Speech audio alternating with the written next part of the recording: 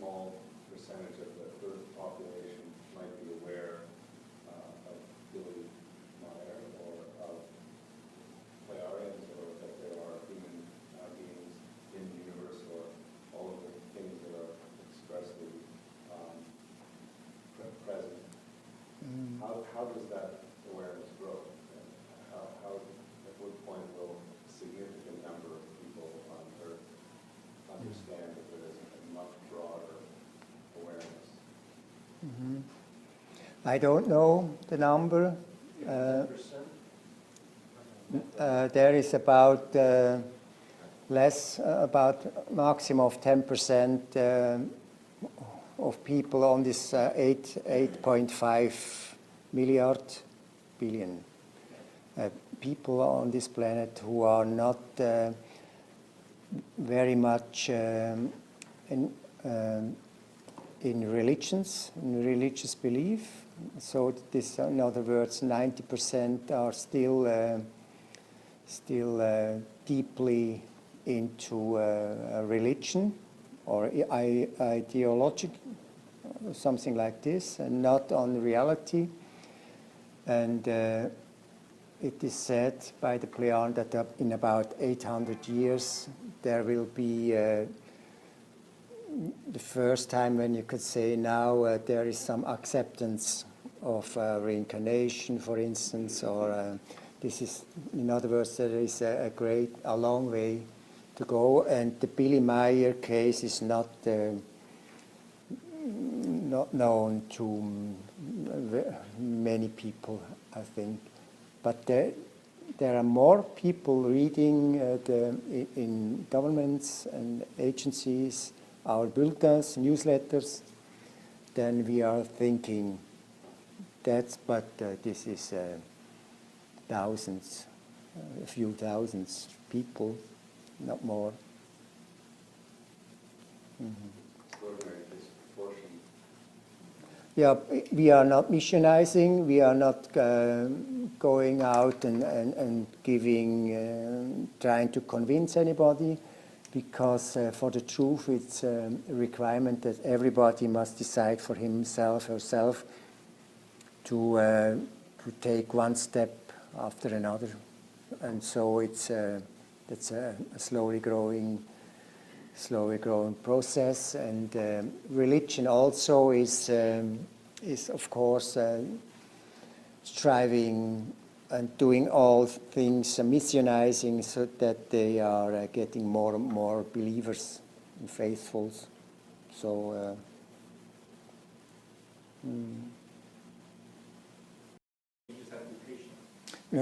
you have the first thing is that you are responsible for your life. Exactly. And that's the only situation where you can change anything, only yourself. You can never change anybody else.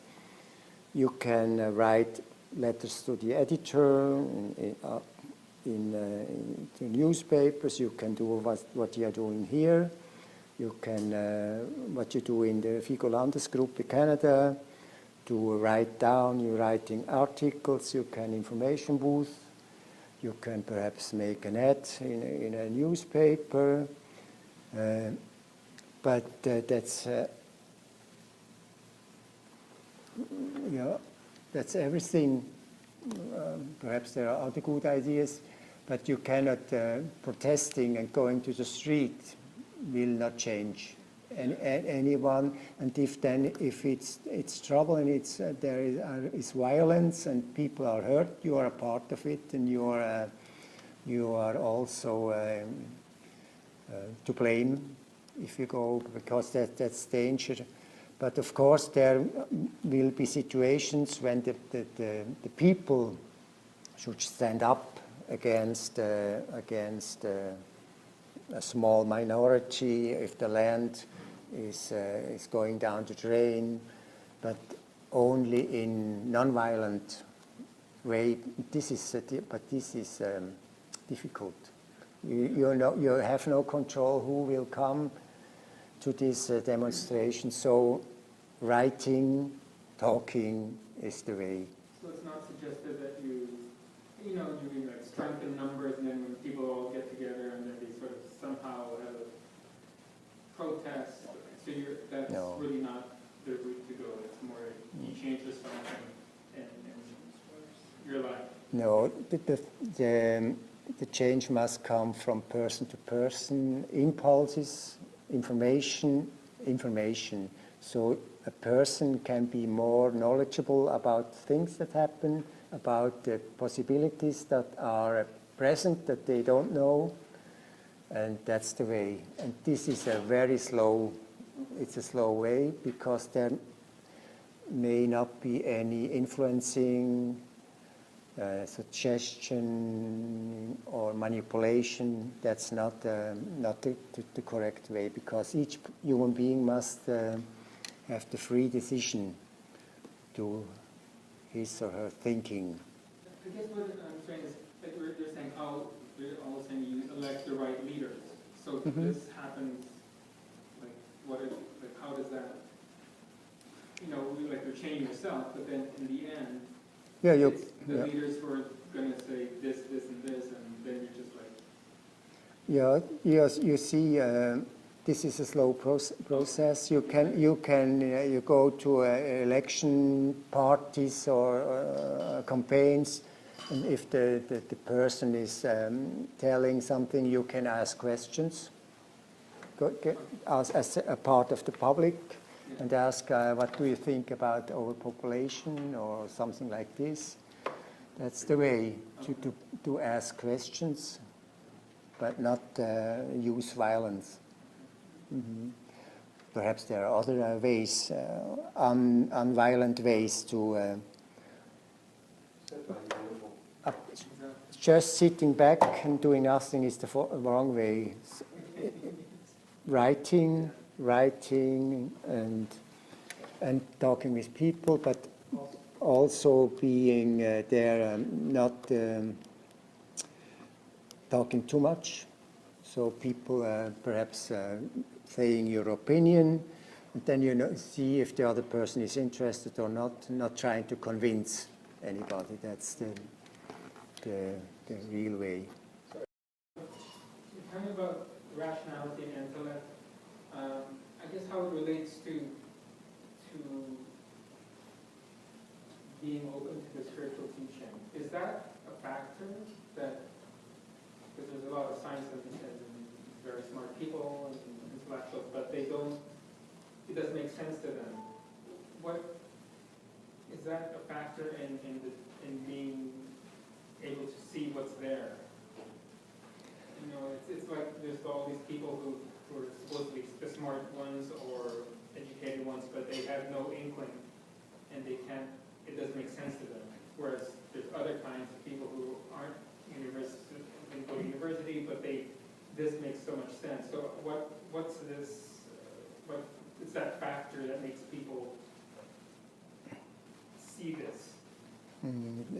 It's a problem of the thinking of many people who are thinking that rationality is the only way of being intelligent. And since the age of enlightenment, the Zeitalter der Aufklärung, when there was a changing from religion to science in Europe, there was a time when they were starting to research and so.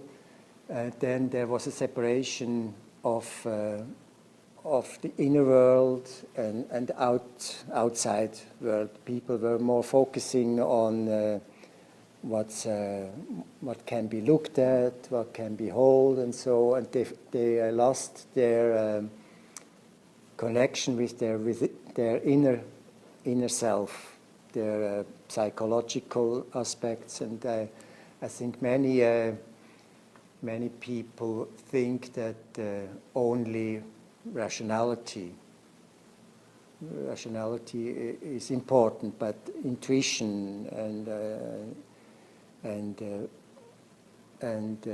thinking about oneself, about what's happening in one's mind, is not as important, and they don't find. Actually, they are leading a life that is not full. They are neglecting aspects of one's life, and they are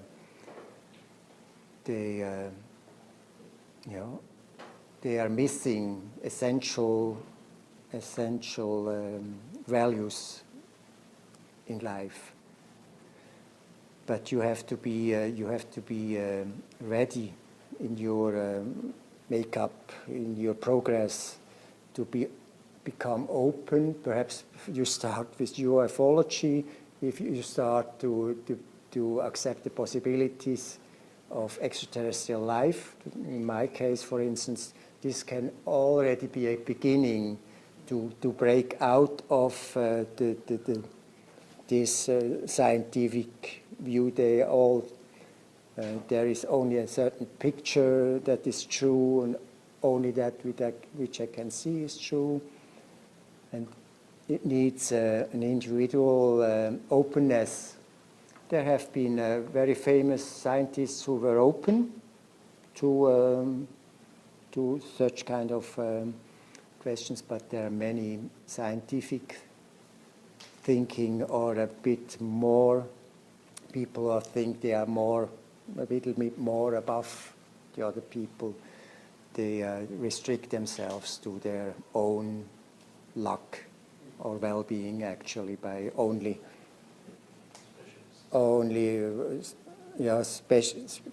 exactly the specialists, and there should be more. There are some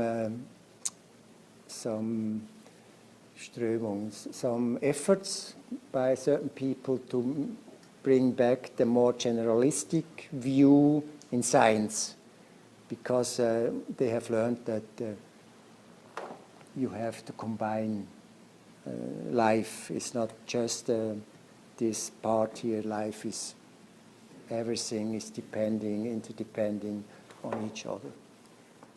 So, but these people they are laughing if you, they don't understand if you give them a book. They simply don't understand, and then they are, perhaps subconsciously they are angry at themselves that they don't understand it. Who knows? Do we have detailed information about how the Plejarians conduct their day-to-day life? And should we emulate what they're doing? Would it be applicable to the planet Earth? Do we know enough about how they carry on? We know a little bit about it. First thing is that they don't have an overpopulation, so they have enough space on their planet. There are great spaces of land where no human beings may be, and they have a family has not more than 3 children, and they have a government, a really democratic government that manages what the whole of the people has decided. And if they have something to decide upon, it's about half an hour before there is a vote. There is an alarm going on. Go to the screens. There will be something to be explained to you, and then everybody at his computer or so will think about it. Has about 30 minutes time to think about it, and then votes. That's their system, and they have a work duty of about 2 or 3 hours for everyone to do something for civilization, for the whole society. And they don't have money. They can have everything they want, but they could have anything they want. They don't want as much as we want. So they lead a simple life without pollution, without war. Since 50,000 years they don't have war anymore. They don't have streets, they don't have cars, they fly around and they many have gardens, have a house, and there are some who live in cities, and they are also growing vegetables, really big apples, so hundreds of meters high, and plants with androids helping and human beings supervising, and so it's technical but also very very agreeable. Do you still have that apple in your center that was in Oh yeah. Guido Moosbrucker had this in his possession. I think his wife has this apple in the glass. That's a normal. Not these the big fruit and big vegetable are for processing, to export or for the people to eat. There are people living in the cities and they also have to eat, and so they are producing this fruit naturally. But they also multi-duplicate food, for instance meat, as I told before. They are creating it artificially. So, and they can duplicate nearly everything. They can duplicate a beam ship, they can duplicate a computer, or all kinds of things. How many planets are in communication with? I don't know the number. There is a federation of like-minded peoples and planets, and so it's rather huge. Many light years spread over the universe. But I cannot tell you the number of planets. The Plejarians spend 70 years in school. What kind of subjects do they study for 70 years? They are learning for 70 years different professions, all kinds of knowledge, but I don't know exactly what behaving, thinking, meditation, or different other professions, all kinds of things. Doing research, I don't know. There are different people there as here. Not everyone is a scientist on this planet. There are also more simple living people and more highly educated people, but that's the rule that they will not marry before 70 years. Perhaps they go to other worlds to study language studies is an easy thing for them. For 3 weeks they can learn a language, so it will not be a learning excursion. But I don't know exactly what they are learning for these 70 years. Okay. What makes Earth interesting to the Plejarians, and what makes Earth human beings interesting? There's a connection from old times. This has to do with Billy Meier, because he had in former existences as other persons, he was a part of the people for the Plejaren. On other worlds, he had the same task of bringing and teaching teaching of spiritual teaching, and for instance, Ptah and Quetzal, and these are also lived before, contributing to the same mission of spreading the spiritual teaching throughout the universe on different planets. And now they have their self-induced, self-created duty to unterstützen, support Billy in his mission with some knowledge from their side. That's a very old reason if Billy would not be here as his incarnation, they would not be here. And also there are other people also involved, not only Billy. This leads back to 389,000 years when first the extraterrestrials came on Earth, and then 13,500 years ago when other groups were here and interfered with the evolution of terrestrial human beings. It's a quite different layered history, everything, but it has to do with extraterrestrial origin. When Billy is no longer here, will the Plejarians have any interest in Earth? They will not be here anymore. They are not, anyway, they are not here. I have no stations anymore here. They now come from their world here. But then I think they will monitor happenings, but there will be no one here being in contact with them. They will not contact anybody for the rest of the time. Potentially not again. Should Billy, his spirit not return? Yeah, his spirit will return 3,990 in the year 3,999. His spirit form will be in a body, in a human being then, and this human being will fly away with a beam ship and die in another world. Which is to presume that we on Earth will maintain that course that is going to take us to 3,000.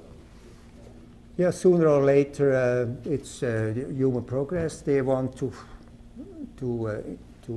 make research, to go to learn other continents, and if you know all the continents, you have the urge to go to the moon and to Mars, and then leave the solar system and explore the universe. That's a deep-rooted urge within human beings for progress and to learn and to go outside. Yeah. But now, as Billy now gives us the teaching, provides us, and the contact notes are full of very useful information given by the Plejaren for the human beings' benefit. And then, if Billy has died, there are so many books available. You cannot study them all in one lifetime profoundly. You can read, but to live what you read, it's another amount of time that you use, because you can only learn one thing at a time. You cannot learn the whole book in a day. And that will be the task.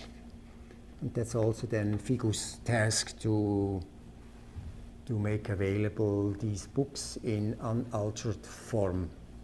So to preserve, so there will not be, the teaching will not be falsified as it has been in Muhammad's time and in Emmanuel's time, and so, yeah. I guess that progress will go on. Perhaps, now it's running. The brains of the scientists are running. It will go on, perhaps not for everyone on the planet due to overpopulation. Perhaps some people are lying behind. But anyway, this process, what has not been known to just recently, this process, this fast development of technology, and so this can be traced back to the help of the Plejaren, because they started in 1844 to bring impulses to certain people on the planet to make a faster progress, to scientists, to give realizations. But all these people did not be aware that they received these impulses. And the meaning behind everything was, has been disclosed just recently, was that the internet will exist, communication technology will exist in these days, 70s, 80s now. So the prophet can be sure that his message will be spread over the world in original form. That has to be the reason, because if they would not have interfered with these impulses, unconscious to the scientists and the artists and so, we would still be far behind with our. Perhaps we would go to the moon in 200 years from now, or in 300 years. And so that was the reason to speed up technological progress just for this mission. Is it true that the more you learn in current time, the more the time you stay on the other side? I mean, after that. The more you learn From the current time you are alive, right? You learn more things. The more you learn, the more you stay on the other side. The longer time you stay on the other side in order to digest. No, that's not the case, because now all these regulations are because of overpopulation. There is a deep Störung. Störung, was heißt Störung? Deep interruption. It's imbalance of these cycles, because there would be, if the Earth would not be overpopulated, there would be a certain ratio where you stay in life, and then your spirit form is in the beyond, so-called other side or beyond or so, where the new personality is built. But all this is out of synchronization, out of it's a turmoil, everything. So if you die, your spirit form could appear again in 1 month. Or in 20 years, and so it's you cannot count. There is everything is out of order, and certainly this has not to do with knowledge, with the amount of knowledge or what you learn in this life. These are other factors from cause and effect. Mm-hmm. Normally, without the overpopulation, so the normal process will be what you experienced on the other side. If you wait to process, digest, and everything, then you incarnate as a new personality. Right? Mm-hmm. But what if for now, since this imbalance and overpopulation happening, what's the main effect to the reincarnation? It hasn't been totally digested, then incarnate as a new personality. So what's the main effect? Yeah, the effect is that the people are coming, actually they are forced, the spirit form is forced into the embryo on the 21st day. If the embryo is developing correctly, and for the first 20, after insemination of the egg, then the first 21 days, it's actually like it's a floral or some vegetable like life. It's the cells are multiplying. There is actually no human being in it, because the spirit form enters on the 21st day when the heart begins to pump, and then if we cannot steer which spirit form will, a spirit form must enter in this at this stage of the cell heap, the cell, a spirit form must enter, and then some spirit form is drawn in. There is no one there to command, now to use spirit form, you have to go in this. This happens in energetic-wise, energetically. No one steers this, and so if you have bad luck, you are a personality now that has to come too early, and so perhaps certain aspects of your personality are not major enough, or have some, like if you go to bed and have to get up after 2 hours instead of sleeping 8 hours, you are perhaps not as awake as a person who has slept enough. You could imagine the same principle. So building a new personality needs time. The new personality is built on the old personalities, all the personalities that existed before. From this knowledge, from this energy mass, the new personality is built up, and this needs time. Digesting needs not much time after your death, but building the new consciousness, the new personality, that needs time. And there are some, if this is too short, then there may be some impairments. But all the same, if you think correctly in your next life, you can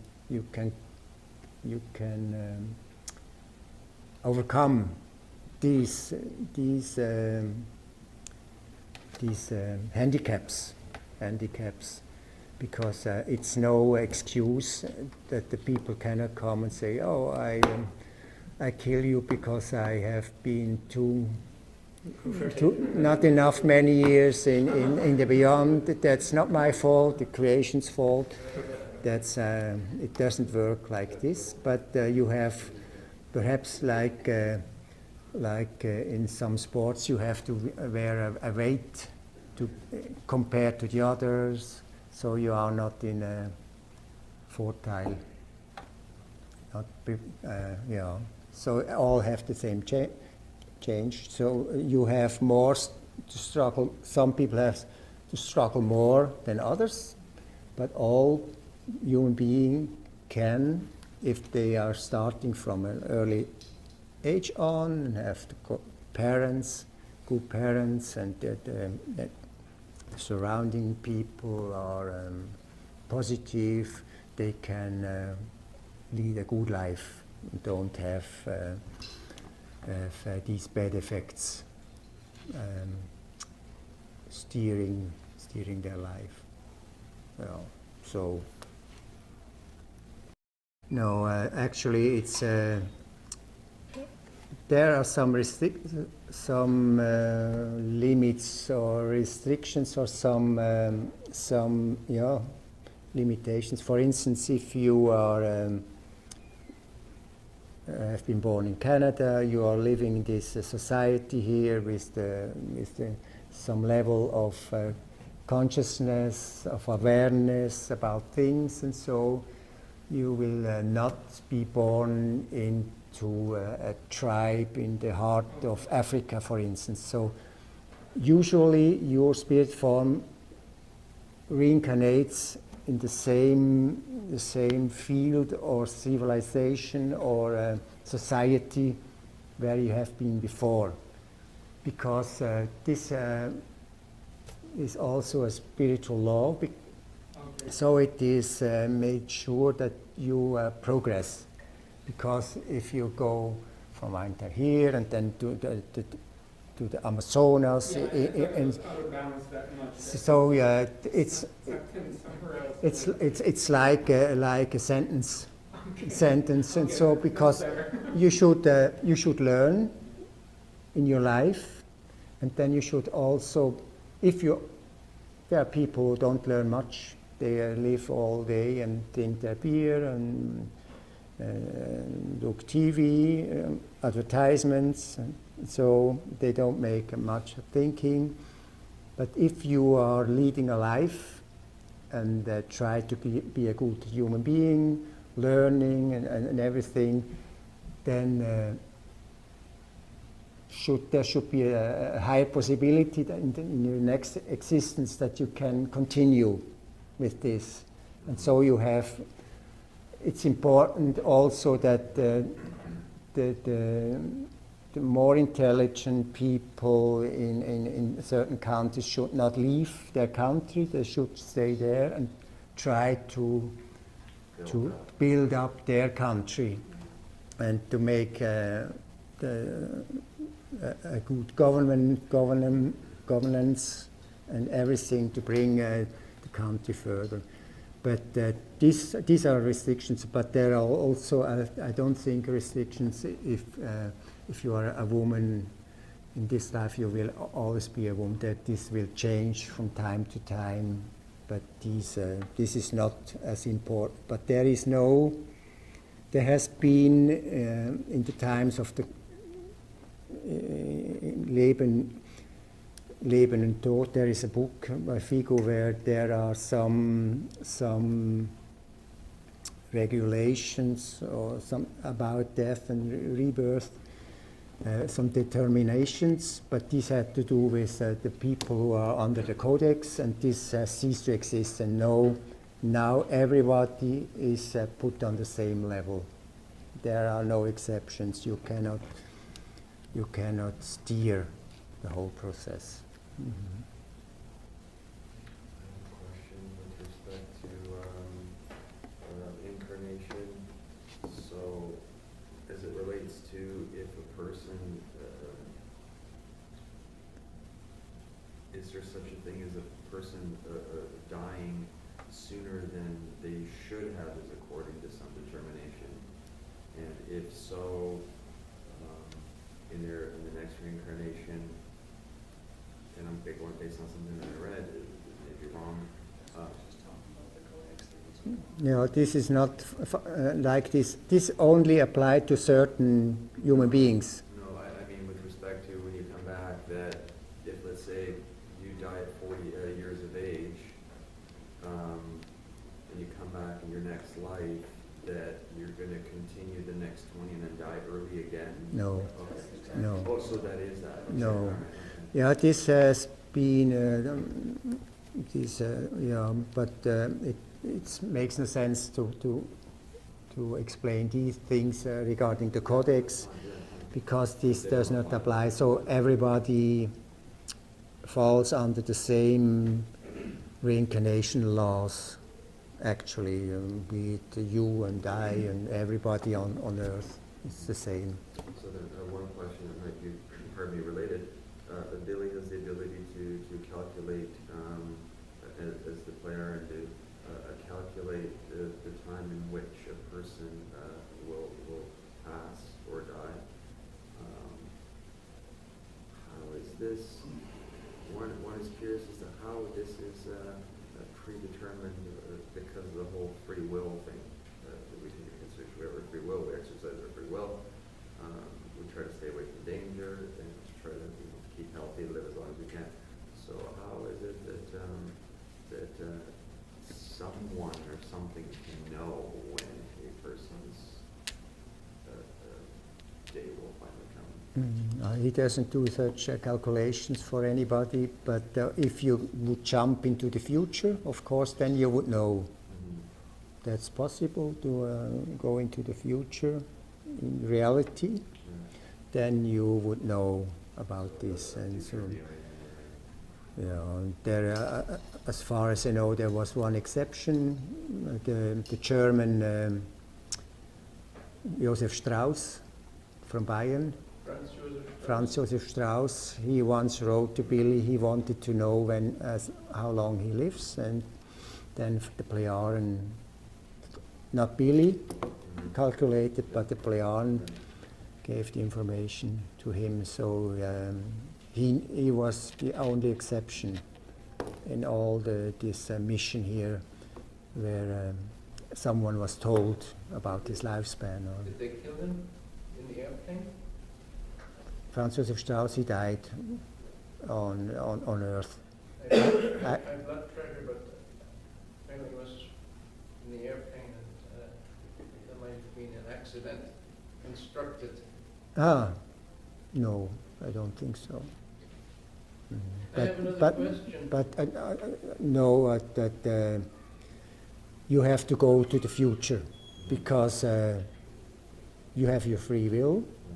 There can be an accident. There have been accidents in among certain people of the mission that were not foreseen, and it doesn't. By the way, it doesn't make sense to calculate how long a person lives, and because if we would know when we die, we would try to evade. To do everything. All our focus would be to avoid our death date. We would not live a miserable existence, and then perhaps several years before we have an accident and dying and have had a miserable life. What does a human being have to do to achieve ascension, to reach a higher level of existence? Mm-hmm. There's a point where we transcend into higher vibrational, non-physical reality. You mean the human being? Human being. Human being. How do we evolve to the higher level? Yeah, also we live here as a human being, and we learn in our life, and then we die, and then in the whole process there is an existence for our spirit form with a new personality, and this goes on and on for millions of years. And then comes the time when a human being has learned so much, is so wise, and has proficiency to achieve things, and of course masters telepathy, and can use the consciousness-based forces, and then this person there is no longer the need that the person will reincarnate or incarnate, and then comes the next step or the phase of the half material existence, when the former human being is in kind of a half material plane existing, and this lasts also for millions, dozens of millions of years, and then comes the next level. How do we accelerate the process, and what abilities do you have to develop, like speed reading, perfect recall, ability to see auras, ability to astral project? How do you accelerate that process? The best, Where are you going ahead? yeah, the best way to accelerate is by living according to the creational laws and recommendations. Lead a virtuous life, learn, think what you think about the things that you are confronted with, and especially to try to grasp only the truth. And the truth is only there to be found where reality is. I think this is the main reason. It doesn't matter to learn telepathy or try to move things with thoughts, and so this is just a sensation, and it's not the main thing. The main thing of the human being is to learn to be a good human being, to have a good impact on the surroundings and the other human beings, and learn the virtues. That's if you do this. And of course, if you also learn techniques, you are not opposed to the progress, technical progress, or civilization, then you are on the right track. And the meditation as well. And then, of course, learn to know yourself. And the best means for this is being together with human beings, but also to meditate, to get calm in your thoughts and try to observe your thinking, your fears, your everything from yourself that you learn, get to know yourself profoundly. The Gnostics say you should learn sacrifice. You have to contribute to the evolution of the universe. You have to provide leadership, be involved in politics, teach mysticism, stuff like that. Is that part of it? Yeah, you have. It's where you are. There is the evolution happens there where you are. Be it if you are a teacher, you can learn there. If you are a driver, you learn by driving the truck.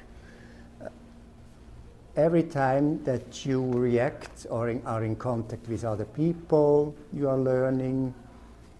And of course, good leaders, good politicians would be are or is a very important requirement, because there should not be psychopaths in the governments, heads of the states, heads of the companies. But best would be that the people learn the spiritual teaching. Billy talks about love is really important. Yes, love is one of the four key values: the love, peace, freedom, and harmony. These are, so to speak, the cornerstones of existence, and you should try to strive for these values and implement them in your life.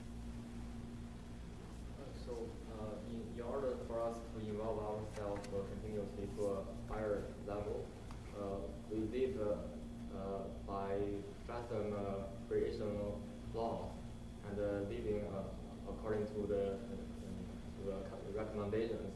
But what about the animals? So animals, they don't have a self aware consciousness, and like insects. So what's the rules for them for the creation evolution? Mm-hmm. So we have animals, and some plants only has animals, doesn't have humans. Mm-hmm. And some plants only has plants. Mm-hmm. So what's the rules for them compared to human beings? Yeah, there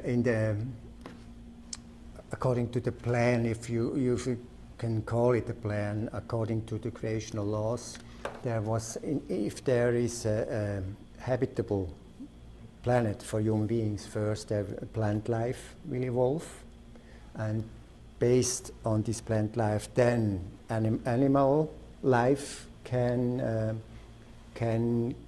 be created or develops, and only then, if these foundations or these requirements are given, can a human being coming into existence, because a human being needs flesh, meat and plants to exist. That's the normal way.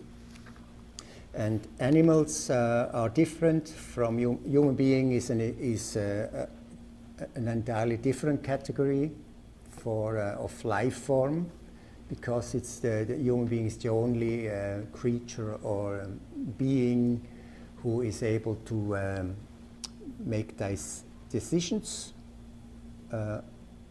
free decisions to do something or not do something.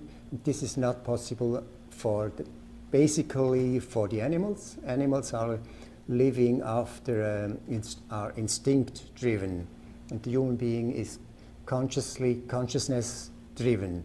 The human being knows about himself. He can reflect upon his person, his future, his past. This is not possible for animals. There are some animals who have some intelligence, of course, have some feelings. That's the mammals, for instance. But their meaning to exist is to be a part of the whole system that human beings can live. On a planet, there are planets only with plants, and there will only be plants, and then it vanishes. There are planets perhaps with animal life and plant life, and they will not grow into, it's not a necessity that on each planet human beings develop from if there are plants and animals. But if I understand your question correctly, the animals have a different role, not a task, so to speak. They are just living.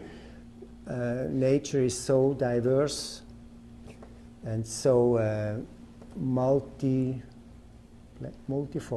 multifaceted, and it's just like everything in nature. It's a surplus of all kinds of forms and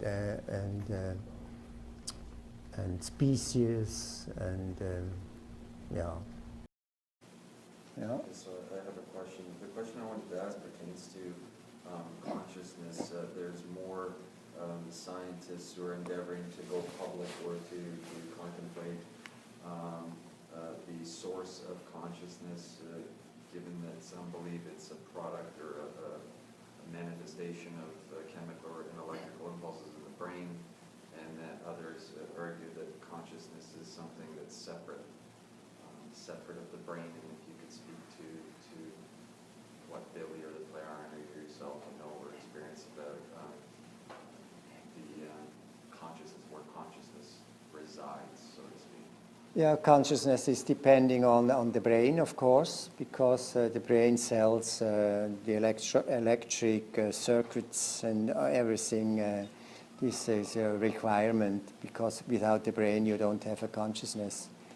But of course, it's also within the brain you have sender and receiver, where you can impulses from your former existences, from knowledge and wisdom accumulated in former existences as former personalities. These are stored, where you are getting impulses.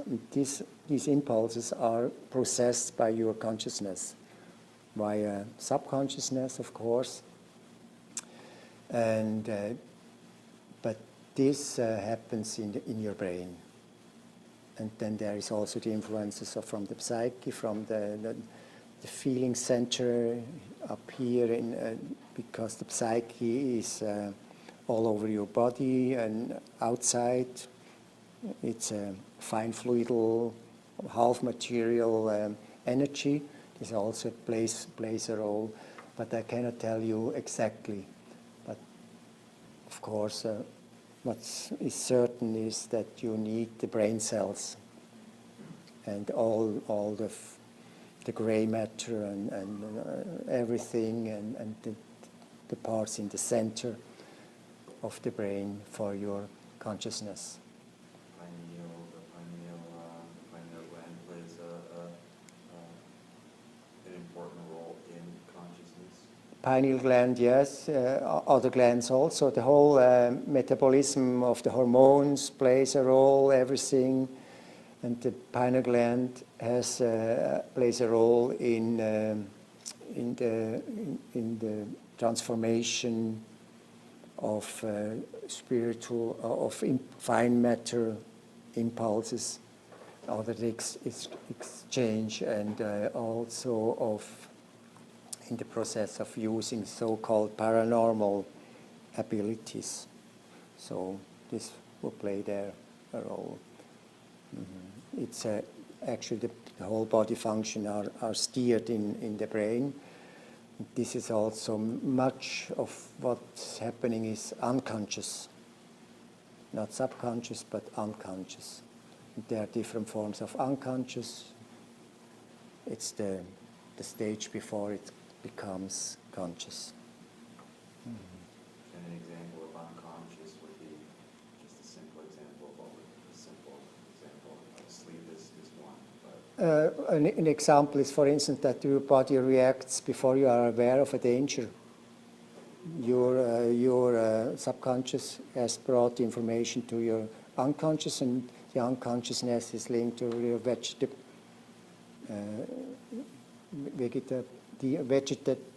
system. digestive? Your body functions with a vegetable, how do you call it? Vegetative nervous system, nerve The vegetative system. system, and so that you are already jumping before realizing the danger. This has been triggered by the unconsciousness because about 1 or 2/10 of a second it reacts before the information comes into your consciousness. It's before there is a kind of a filter where you have reactions, and so that's the reason why people think the feeling comes before the thinking, because they don't know that there is the thought, and then in the unconsciousness stage of the way of the thought to the consciousness, already the feeling is triggered, and this has to do with the false impression, but without any exception, a feeling always is triggered by a thought. This is possible either by the consciousness, but also by unconscious thoughts. To overcome, by always striving to control one thinking, by if the phobia comes, then if you're thinking, now it will come again, that you start, if it's possible from the situation where you live, to focus on some neutral thought, evading, not concentrating on the phobia, on the issue, of the phobia. And it's a process that needs time, and it needs controlling and order and discipline, of course, because you must be strict, and you cannot apply control in one day, and the next day I think I don't have to work today, I leave it. So you have to be disciplined to achieve a real a good effect. So yeah. That would be similar to if you're trying to stop a bad habit too, right? Bad habits, yes. You can only control with your thinking. You have to realize that you have a bad habit first, and you have to accept it, the reality that you have this bad habit, that you yourself are responsible for this bad habit, and then you can, if you are aware of this, you have to try to find out at which instances or what triggers this bad habit. Are there certain situations that will trigger this bad habit? And then you have to get the control of it, and then to consciously act counter or in another way then. Now, Yes, thank you. Moving forward with the human evolution, or human being forming of evolution, what would the recommendations have to say about someone who is choosing to consider be a vegetarian or a vegan? vegan is called in English, huh? Without meat, no leather, Right. and so yeah. Of course, based on the understanding of the true understanding of evolution, it's so far it's still necessary that human beings, for their well-being, are eating fruit, vegetable, and meat. That's a requirement. You can exist without meat, but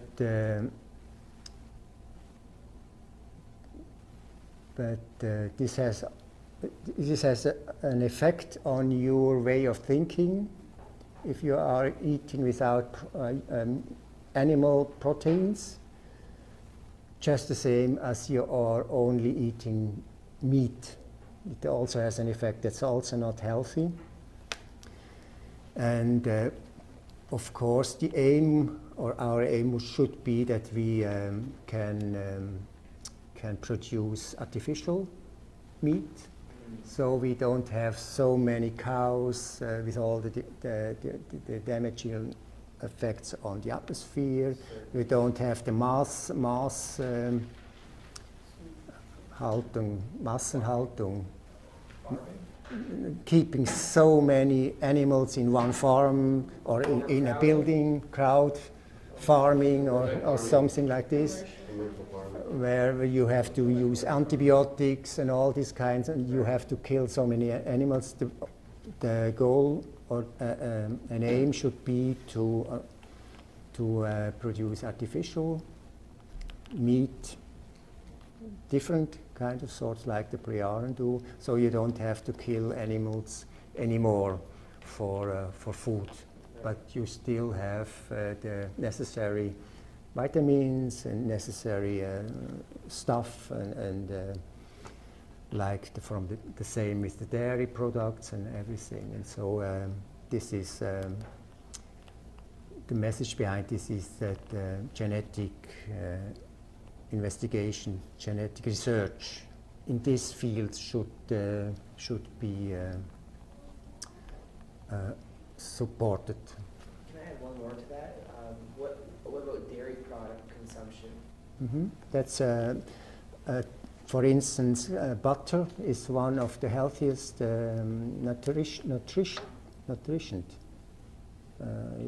nutrition if you are not have not problems with digesting milk products, of course. But if you are like in the Western world, the majority of people can easily digest cow milk products, then it's very good. Yogurt, bifidus, all these kinds, and butter. But again, in moderation, correct? Yeah, that's true for everything. Moderate, not eating too much meat, not necessary for every day, and fruit and everything, but not in great masses. You should not take drink too much carrot juice, because you can die if you take too much. If you drink too much carrot juice every day, so it's the mass of everything. So, of all of Billy's writings, what is it that you particularly find interesting? Oh, me? Yeah. Yeah. Yeah, I find it very interesting, of course, the contact notes, all this knowledge, but there is so much knowledge you forget many things. But the basic, perhaps it's not reading, it's what I've learned, what's important for me. The basic or the main thought or a realization is that each human being is responsible for his or her life, that you cannot never give any blame to another person or to an entity or to a religion or so, but I am the captain, I am the driver of my life. I'm responsible for what I think, because what I think, from this comes the feeling. The feeling also triggers with impulses that I can have other thoughts, that I must rely for my life entirely on myself. And of course also the reality of not only living one life and then playing harp on a cloud, so for all eternity.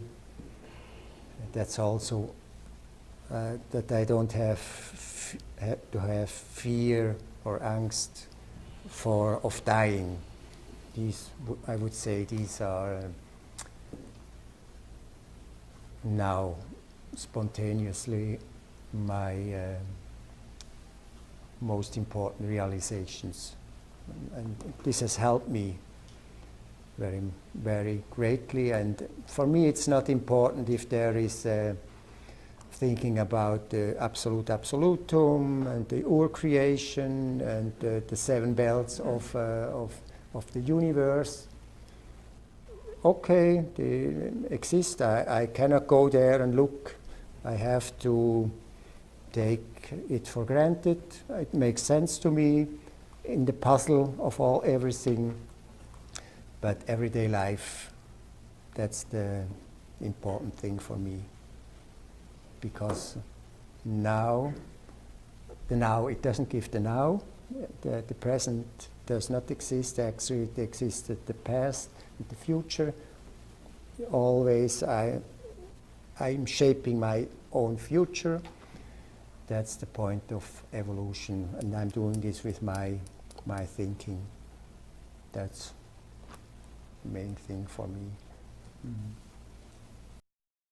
Yeah, their present time is like our present time, and they have to deliberately, they have to type in the coordinates and so, and they have to jump into the future. But normally they don't do this. They live their life, and they don't know what will happen to them. They only did this for Billy, as instruction to jump into to certain events in the future, to show him so he would be prepared. But this is not something they do. But perhaps if they have some research on another planet, not involving human beings, and so they can, perhaps as part of their exploring, but they rarely use going into the future, but they use travel into the past for research. To continue with this question, we know this event is coming, San Francisco earthquake. Mm-hmm. Perhaps this is the only case that Plejaren told us before the event happening. Mm-hmm. And why they only tell this San Francisco earthquake case, but not others? There is another instance, but this Billy wanted to see the city, how it looks after the disaster. That's upon Billy's request. It was not their request to show him. He wanted, but a couple of years ago, Pta said, after the tsunami in Japan, I think, that in Portland, the west coast, there will be a huge tsunami and earthquake over 9 on the Richter scale. So now, this is so people in Portland could move now. This is an information.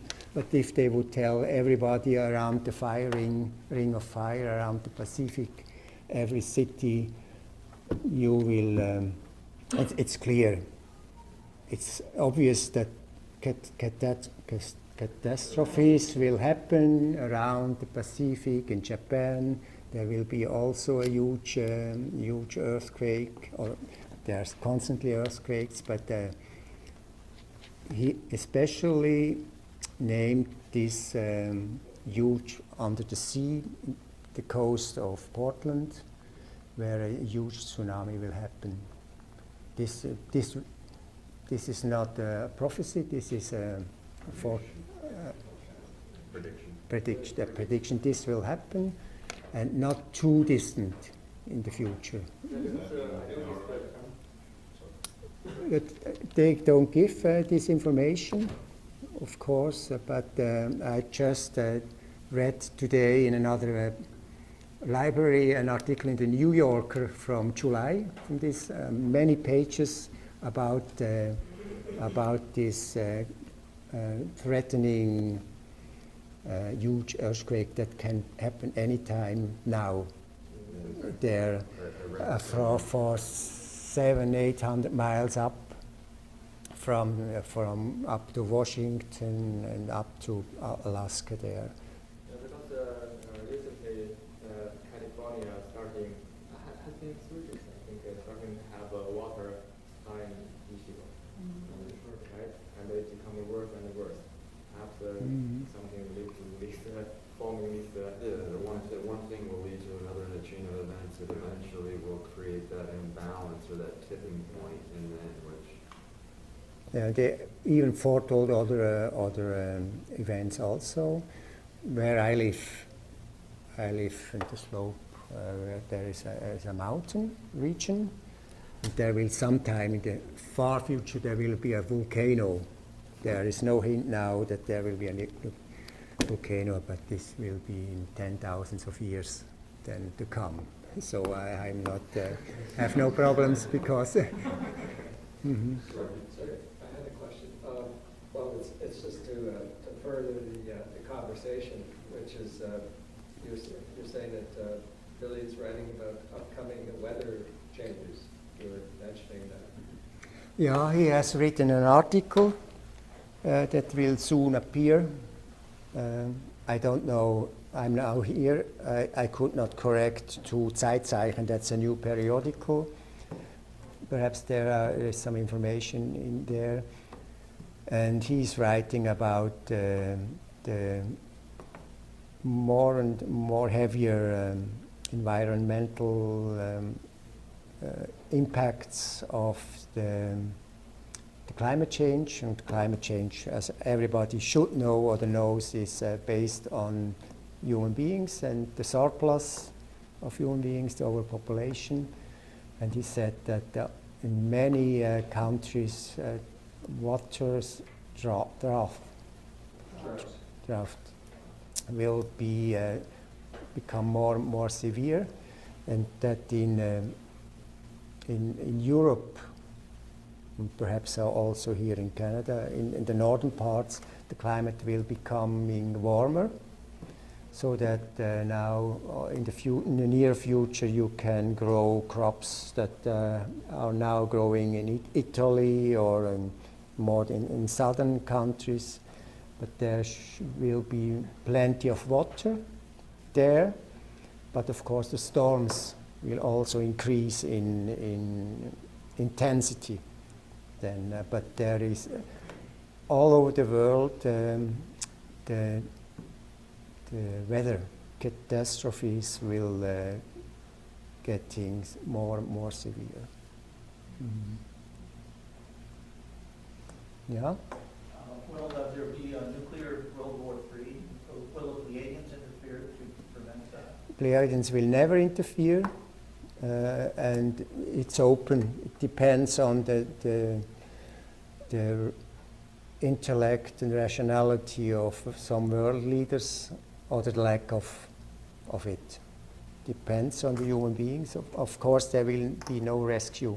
It's we are responsible for ourselves.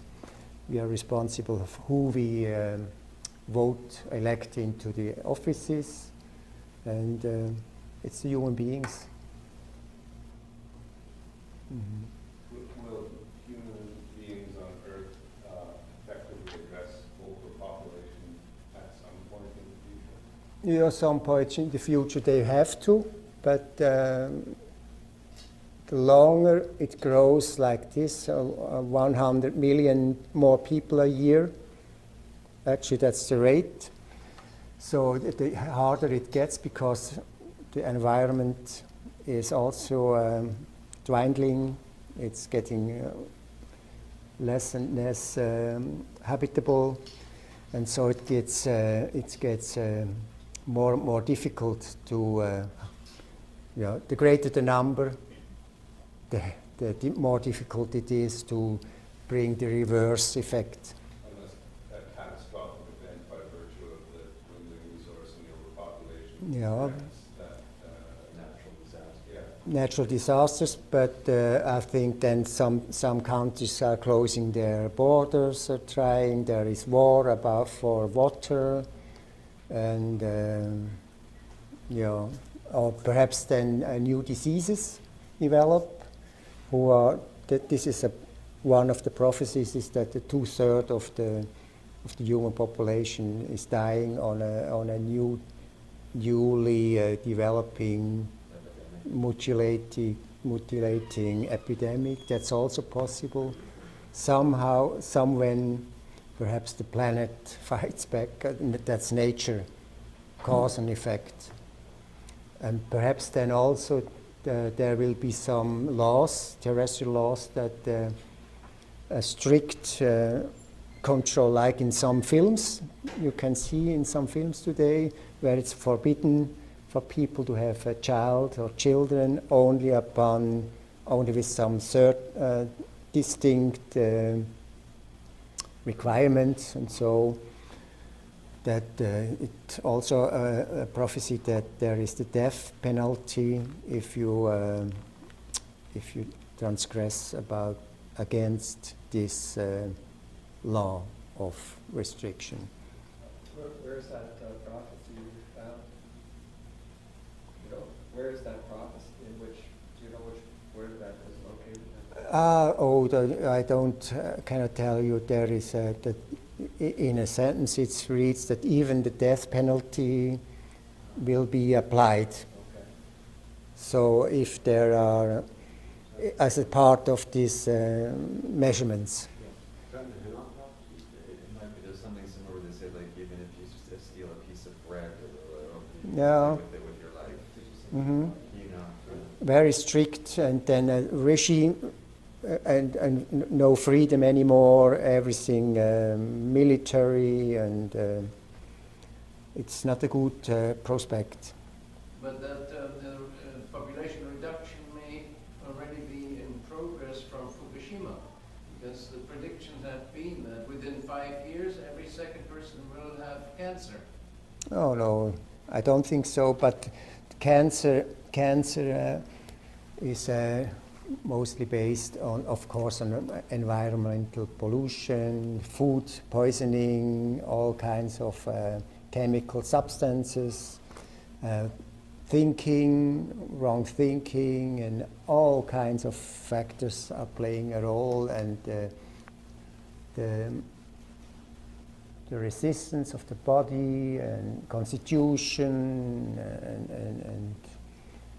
and Vererbung, inheritance, genetic, and all kinds of. But I don't think. But we have quite a bit of a radioactive fallout since 2011. Mm-hmm. I mean, in the Pacific, it's obvious, and in the air, in our lakes, it can be measured. Yeah, of course, it will contribute to more cancer, but not everyone dies if he has a diagnosis of cancer, dies instantly. Yeah. So this will be a process, one factor among many others, so that cancer is spreading more and more. Mm-hmm.